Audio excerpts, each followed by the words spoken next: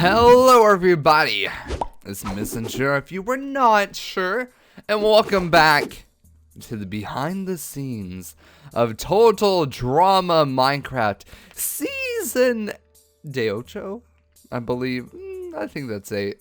In this episode, we actually do something that we've been meaning to do a while. This show is called Total Drama Minecraft, but where's the drama? In this episode, we find it. Now, this episode is probably the best episode known to mankind. God, it was so good, and there's a lot to cover and a lot to talk about. But here's the script that me and Dan wrote, and we wrote at like 1 a.m. in the morning. It was really late, and we're like, man, what are we gonna do for this? Because we planned on doing a drama kind of idea, but we didn't know what we were gonna do it about. So we're like, all right, let's just make it memey like usual. So since I already planned on being Janet, we're like, all right, let's do Janet. And since we're making the teams even at this point, we were like, all right, 5 people, a boyfriend for each person, you know, and we're like, all right, let's both be chicks. And then we brought some memes into it. Like at the time, we have Alex, the guy that sent the news, which is Alex Garza. And we have Larry, which, if you've watched the Christmas stream, that was a meme that circulated. And then we have Janet and Danielle, and then the boyfriends. And we have like some gags during the conversations, like the nudes and stuff. That was something that was going along in one of the communities. It's weird to say, I don't want to explain that part. But there's just a whole bunch of gags. If you look into it, you'll understand why we did it. And the beach theme, I don't know, it was just the first thing that came to mind. And I'm pretty sure I was just like, alright, we just gotta throw daddy in there over and over and over and over. And that's why it was said so much. And now it's just like, man, this is really weird. But there was some parts in the script where you had to do certain things, or certain things had to happen, like people exiting, and also some of the ways that the players were supposed to get killed, like Larry was supposed to be killed by a golden sword. But for the most part, people took their own creative direction with it, which is actually really cool to do. And it was creative to see what other teams thought of that one scene in particular, and how they portrayed this set and all that stuff.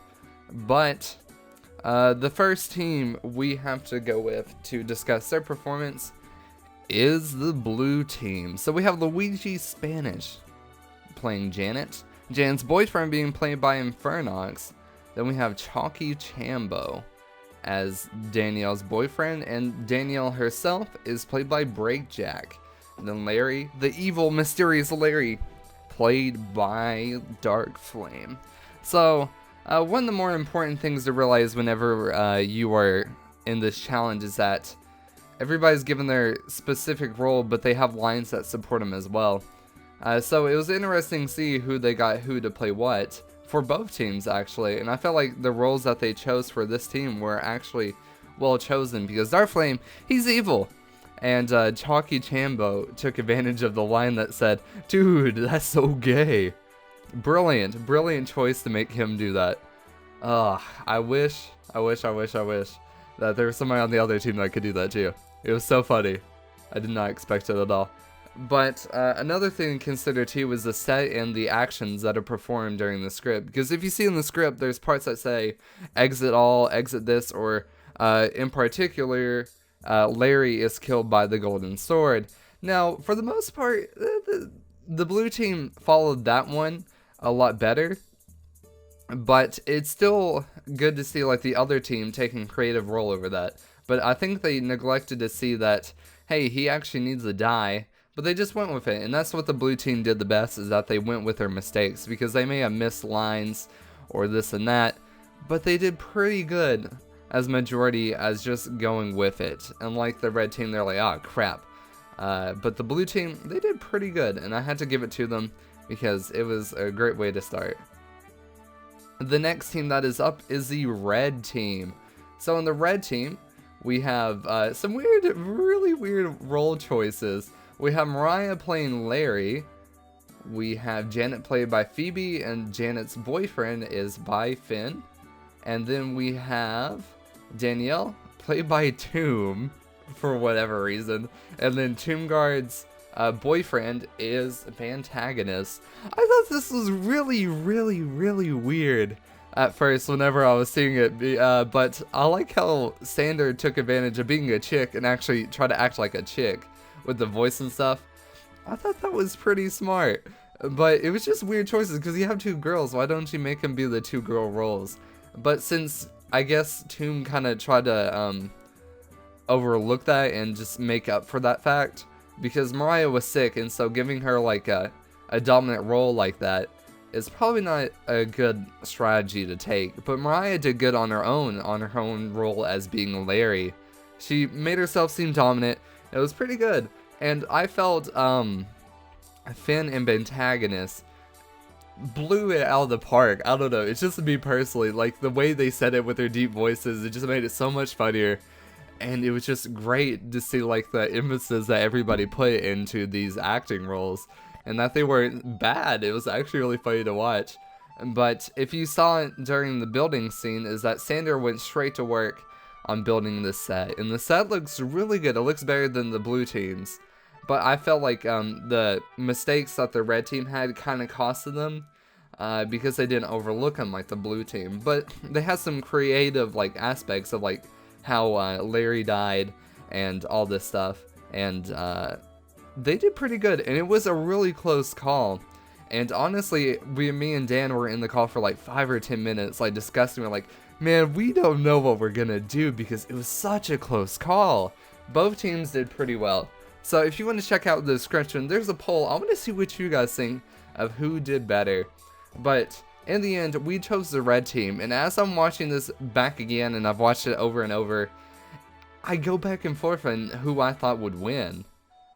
But since the red team lost this challenge, they had to send someone into the Shadow Realm, in which they chose Bantagonist, which I was talking to Sander later, and he was like, dude, I thought I was going to be gone.